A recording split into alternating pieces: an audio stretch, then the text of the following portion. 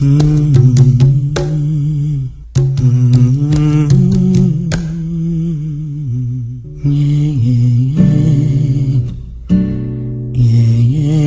choro do A Rádio Mundial apresenta programa Umbanda Linda, falando sobre a magia da vida, com o sacerdote Alexandre Comino.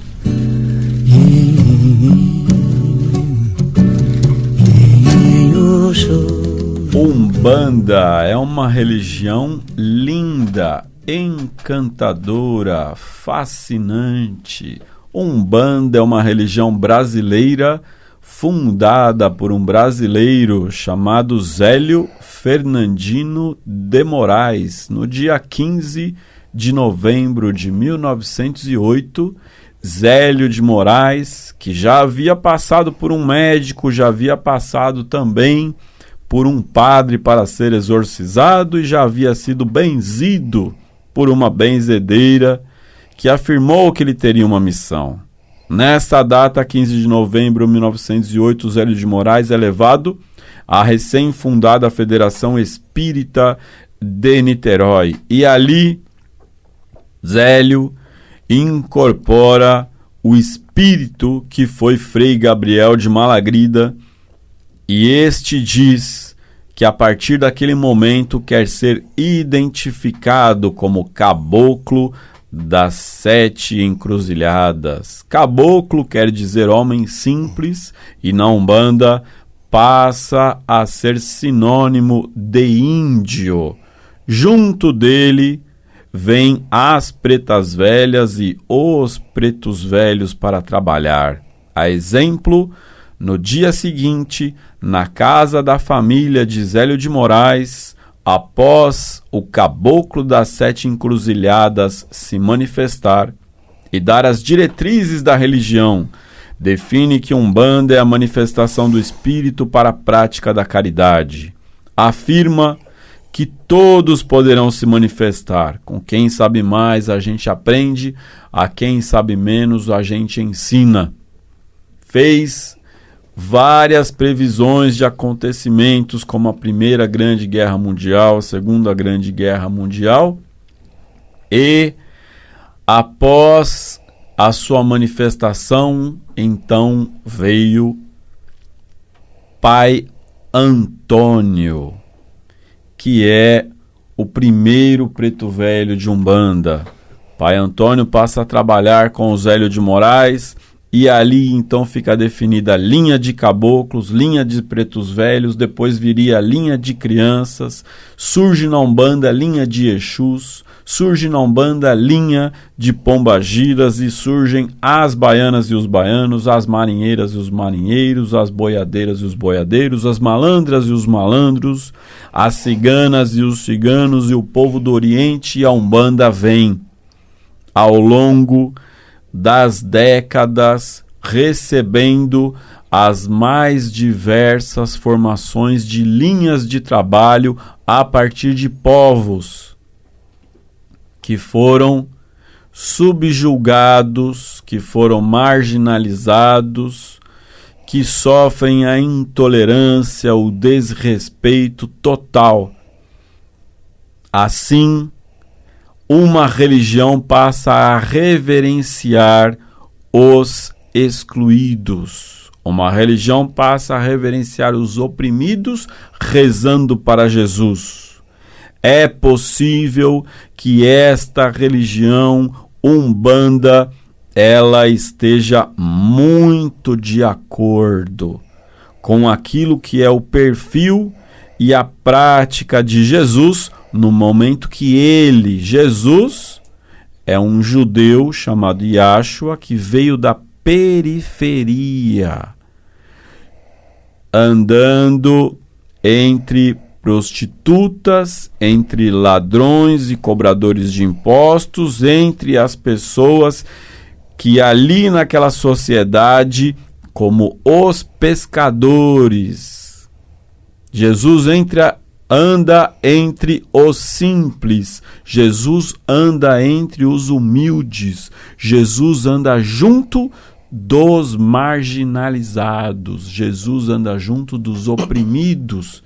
E Umbanda, que tem também uma base cristã, ao mesmo tempo que reza para Orixá.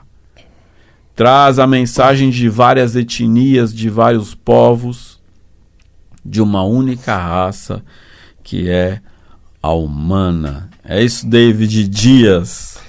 Que prazer falar e ouvir de Umbanda dessa forma, é quase que uma linha cronológica, né, do começo ao fim. O que mais impressiona, aliás, seja muito bem-vindo você aqui da Rádio Mundial, você ouvinte do programa Umbanda Linda, é uma honra estar aqui ao seu lado, Alexandre Comino. Ouvir essa história, essa forma como é marcado o surgimento da Umbanda, é muito importante, principalmente nesse momento final da sua fala, quando o umbandista ainda tem dificuldade de compreender. Pera, eu sou cristão também?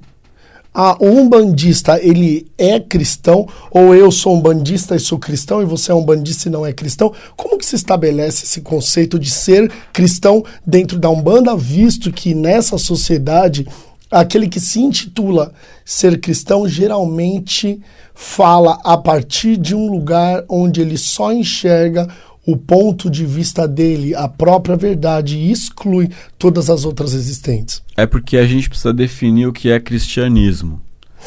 Então, o cristianismo, ele engloba uma pluralidade de religiões que se autoafirmam cristãs. O que é uma religião cristã ou o que é o cristianismo? É quando você coloca Cristo no centro da religião. Então, o que é judaísmo? É uma religião que o povo judeu está no centro. O que é o Islã? É uma religião em que o Alcorão está no centro. A regra, o Islã, que é seguir o Corão.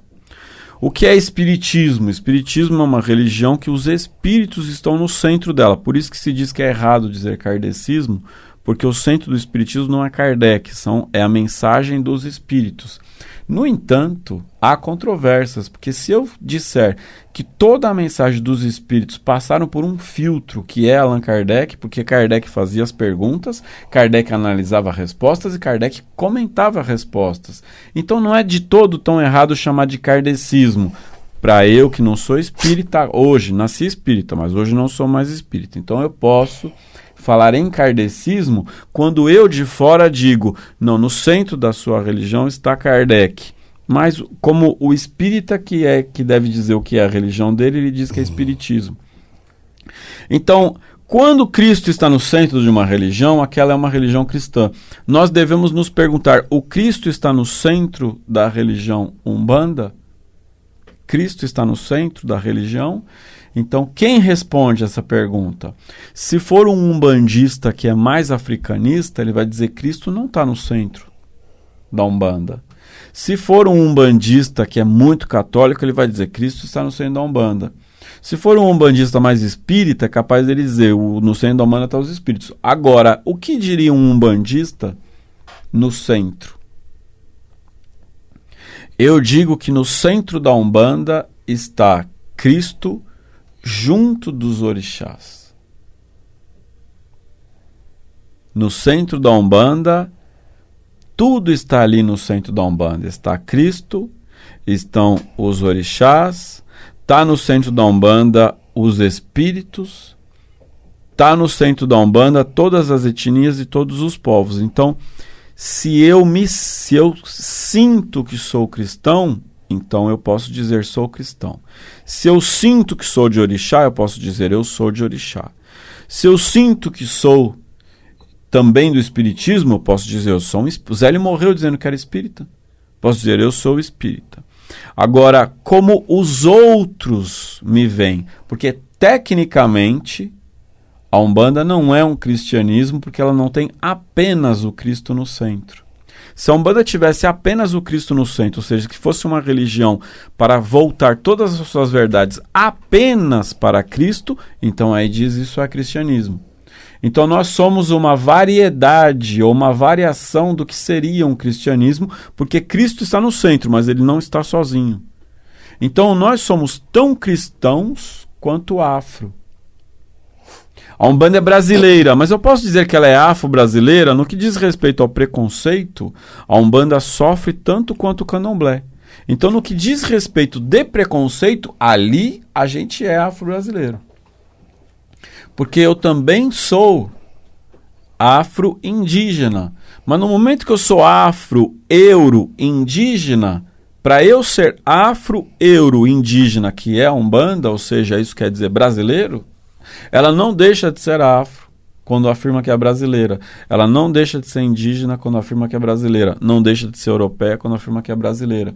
Então ela não deixa de ser cristã, assim como não deixa de ser de orixá. Então a Umbanda, ela é ao mesmo tempo de orixá, ao mesmo tempo afro-brasileira, ao mesmo tempo cristã. Por quê? Porque ela é brasileira. Se eu sinto que sou cristão, eu posso me afirmar cristão, mas aqueles que fazem parte das religiões tradicionais cristãs, eles se sentem na liberdade para dizer que eu não sou. Então, quais são os cristianismos tradicionais? O catolicismo, né, da igreja católica, aí você tem a igreja luterana, você tem as igrejas evangélicas e as pentecostais. São todas muito cristãs. O que é uma igreja evangélica? É uma igreja que coloca no centro o evangelho.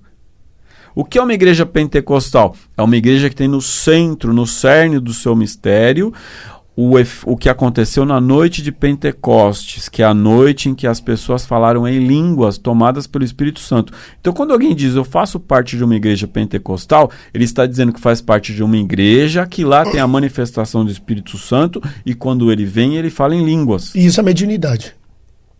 Isso é mediunidade para nós.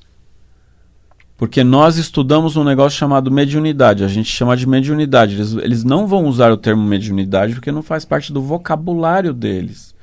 Eles vão dizer, não, isso é a presença do Espírito Santo. Ah, mas é mediunidade. Então, para nós, mediunidade não tem nada a ver com o que está acontecendo aqui. Então, existe uma questão de linguagem. Porque eu poderia dizer, isso é uma experiência xamânica. O Espírito Santo também é uma experiência xamânica, também é uma experiência mediúnica. Eles vão dizer, não, isso é uma experiência profética, uma experiência bíblica. Se mediunidade é um negócio definido por Kardec em 1853, nós estamos repetindo uma experiência que aconteceu lá no ano 30 depois de Cristo. Então nós não queremos que você use um termo do Espiritismo para definir o que a gente está fazendo. Então cada um fala a partir do... Qual é o meu lugar de fala? Eu sou um umbandista falando da Umbanda. Então se eu sou um umbandista falando da Umbanda e eu sou religioso falando da minha religião e eu sou cristão falando do meu cristianismo, mas eu sou de orixá falando do meu orixá e eu sou de preta velha falando da minha preta velha, eu sou de cabocla. Então eu sou de Umbanda. Essa é a realidade. Agora, quando o pentecostal, o evangélico, ele ouve o que eu estou falando, ele vai dizer, você não sabe o que está falando, porque cristãos somos nós, das religiões cristãs. Então nós temos que questionar. A Umbanda possui algo de Cristo nela? Pô, na mensagem do Caboclo das Sete Encruzilhadas, ele diz que vai fundar uma tenda que é Nossa Senhora da Piedade. Nossa Senhora da Piedade é Maria, mãe de Jesus, e ele era muito cristão num ambiente de santos católicos. Então a Umbanda nasce, o seu primeiro templo, a tenda espírita Nossa Senhora da Piedade, tem espírita no nome e tem santos católicos no altar, porque é brasileira. Então tem lá muito de Cristo e do cristianismo. Eu me sinto cristão, então eu digo, sou cristão. Agora essa polêmica nunca vai acabar. Por quê? Porque as religiões cristãs, ou tecnicamente consideradas cristãs, sempre vão chamar para si. Nós é que somos, vocês não. Agora, quando nós somos agredidos por ser de orixá, então, quando você tem um pai e uma mãe, e alguém... E o pai agride a mãe, você defende a mãe. Então, quando aquilo que representa Cristo, o pai, agride o que representa a mãe, orixá, nós vamos defender a mãe. Então, eu me sinto cristão, mas se é para agredir orixá, eu me sinto cristão, mas agora eu falo a partir do lugar de orixá. Eu vou muito mais dizer que sou de orixá do que sou cristão. Mas eu também sou cristão, não deixo de ser cristão. Mas a Umbanda, ela nasce como uma religião, com uma indignação. E essa preta velha não pode falar, essa cabocla não pode falar, esse Exu não pode falar, é uma indignação. É uma religião de resistência, porque os umbandistas foram perseguidos. E agora? O que é hoje indignação? O que é hoje resistência? O que é hoje minoria? O que são hoje os oprimidos? Para a Umbanda olhar. E é só o caboclo, preto velho, baiano que vai olhar? Eu, umbandista, não olho? Então a gente tem muito para aprender com a Umbanda. E temos para aprender com a Umbanda como que eu olho o mundo à minha volta. E a partir da linguagem desses espíritos que se apresentam, que também trazem esse papel de ser discriminado, de ser marginalizado pela sociedade, visto ainda mais hoje em dia essa afronta frente aos donos da terra, os próprios indígenas, né? Na linguagem do caboclo a gente percebe desde o início a indignação de por que só vocês falam? Se eu estou aqui primeiro, por que só vocês têm o direito de falar? Porque a verdade está somente nas vossas mãos. Acho que é importante a gente olhar para a Umbanda com essa maturidade. Umbanda é uma religião que luta desde o primeiro dia, no 15 de novembro, na manifestação do Caboclo das Sete Encruzilhadas, como já dito aqui, luta a favor daqueles que naquela época, e muito antes até, já eram marginalizados. David Dias, você trabalha com o senhor José Pilintra, conhecido como Zé Pilintra. Então me diga, quem é o Zé Pilintra? Zé Pilintra é um sonho na vida de qualquer pessoa que o conhece. Porque Zé Pilintra é aquele que fala sobre a liberdade de ser quem se é, sem precisar desenvolver o aspecto de outro. Zé Pilintra é um ser que pode, deve e faz tudo sem ter nada. Zé Pilintra é a manifestação daquele indivíduo reprimido dentro da sua fala nativa, aquele que pode e deve ser quem se é, sem precisar se esforçar para se adaptar a qualquer outro ambiente ou âmbito social o qual as pessoas tentam inserir. Na Umbanda, Zé Pilintra é um espírito que traz um discurso de ser livre, de ser alguém com dignidade e independente dos desafios da vida, saber driblar, saber sambar sobre isso sem perder a sua honestidade. As pessoas confundem muito, assim como todo mundo de fora que não mergulha nesse universo da Umbanda confunde o que é ser marginalizado, o que é o ser excluído e o que é ser Zé Pilintra.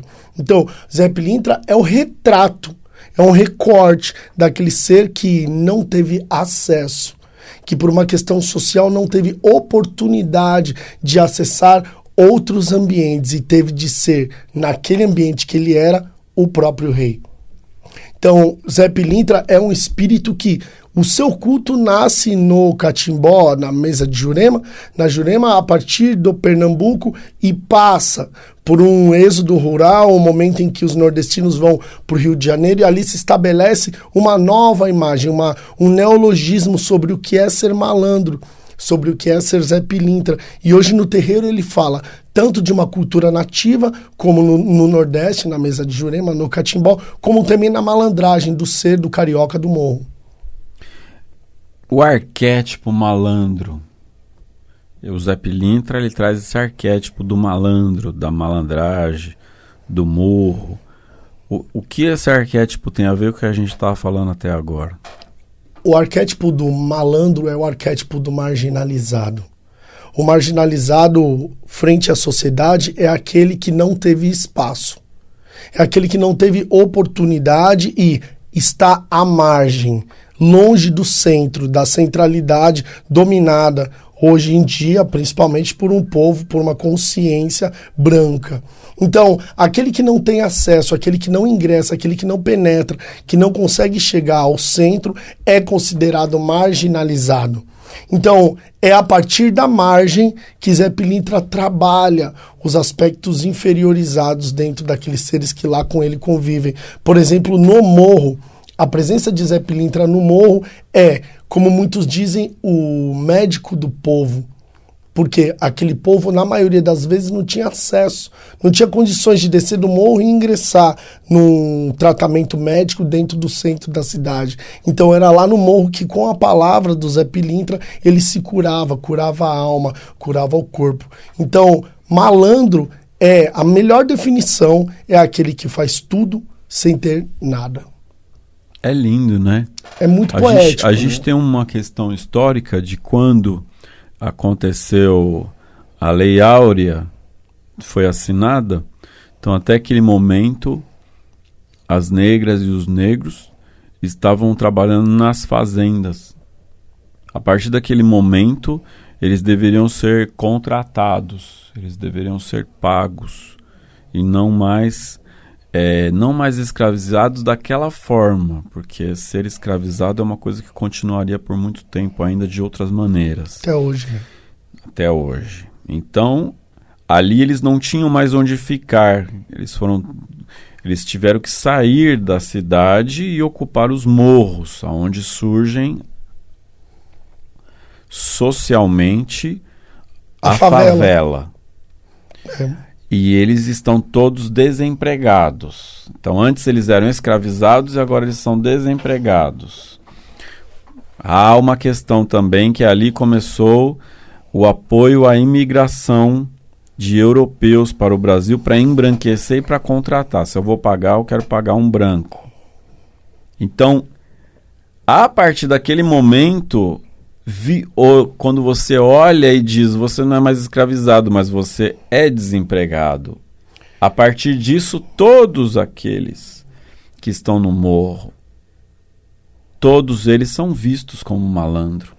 Exato, até porque não foi só desemprego que afeta, né? O desemprego era o de menos. O preto, ele foi colocado fora da casa grande, ou melhor, fora das fazendas, da sociedade, e sem terra. Sem nada. Sem um espaço para plantar, sem um lugar de sobrevivência. Ele não tinha espaço para ele. E aí, óbvio, ninguém ia mandar de volta o estrago que eles fizeram. Exatamente. Não era o mínimo, né? Mas qual indenização? Exato. Nenhuma então, indenização. Não devolveram as terras para os índios, não deram as terras que eram de direito aos negros. Então, aos escravizados. Então, o ponto foi ir para o morro. Por quê? Porque a tomada ali, a terra, era do branco. Ir para o morro, ia colocar mais branco. E se virar. Inclusive. Se virar como pode. O termo favela surge na década de 50, na Guerra de Canudos, quando soldados que não venceram a guerra não tinham morada, não tinham lugar para onde ficar. E aí eles se alojaram para um morro, onde nesse morro o que predominava era um tipo de vegetação, uma planta que tomou o morro inteiro, e o nome dessa planta era favela. Olha, isso é eu não ainda sabia. favela. Isso eu não sabia. Favela conota o termo de uma planta que tomou conta de um morro, o qual foi habitado, e a partir de então todos os morros da que Guerra eram de Canudos, habitados, todos os morros que eram habitados levavam um nome. Todas as habitações que eram precárias levavam o nome de favela. Lá no morro da favela, lá na favela. Então é importante, né? Guerra de Canudos, a história de Antônio Conselheiro. Exato.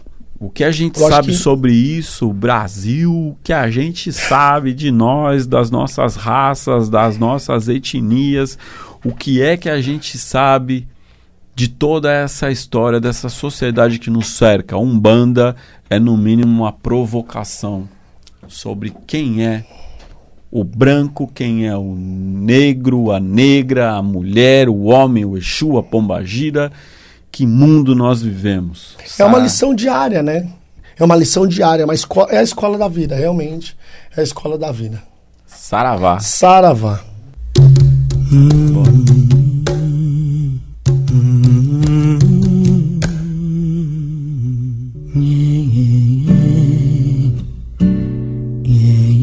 O choro do A Rádio Mundial apresentou programa Umbanda Linda, falando sobre a magia da vida, com o sacerdote Alexandre Cumino.